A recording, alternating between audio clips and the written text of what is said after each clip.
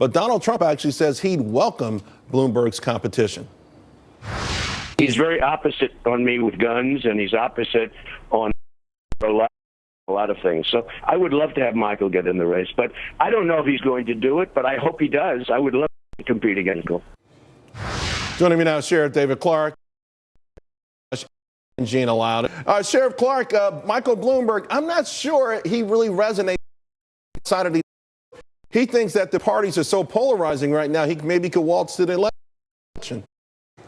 Well, look, Charles, every billionaire that wakes up in the morning in the United States looks in the mirror and sees the next president of the United States. He's been flirting with this for some time now. He's right on some issues, like he backed the stop and frisk.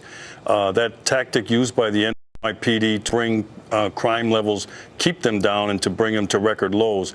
Actually went to court and appealed some of those lower court rulings that threw that out. It'd be interesting to see if he got back in with this crime wave going across the United States, if he would tout his support for police and some of these aggressive activities to get crime back under control. But then it's like taking salt off the table. You go to a restaurant in New York, you got to ask for salt. You look at the big gulp sodas. You know, he's a statist. He wants to control aspects of everybody else's life.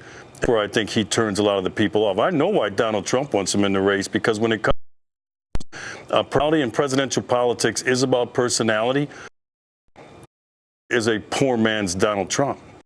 Well, although, Gina, one thing that a lot of Donald fans say they like Trump because he's self-funded, he wouldn't be in anyone's back pocket. You can also argue the same with Michael Bloomberg.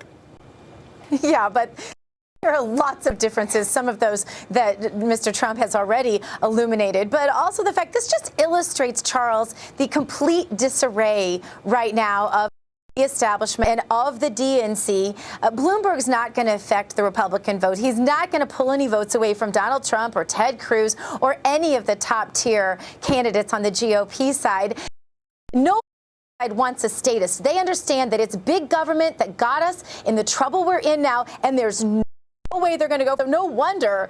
It would be a great thing for the GOP if Bloomberg decided to jump into this. David McIntosh, it does feel like if this happened, it would be worse for the Democrats. But I think it also speaks to the fact that the establishment, the experts, still have this narrative that Trump can't win, Sanders can't win. The problem I see with this configuration is you'd have three guys who the history shows are all for big government, all for interfering in the economy. You mean if it was Trump, Bloomberg and Clinton. And Clinton, or Trump, Bloomberg, and Sanders, you've got. This is interesting. Mayor Giuliani this morning, Maria said that he considered them all to be moderates, but you think it goes further than that. Oh, I do. I think they'd all use the government to try to control business and decide which ones would win, which ones would lose, and it's a loser for the American people if that's the choice we end up with.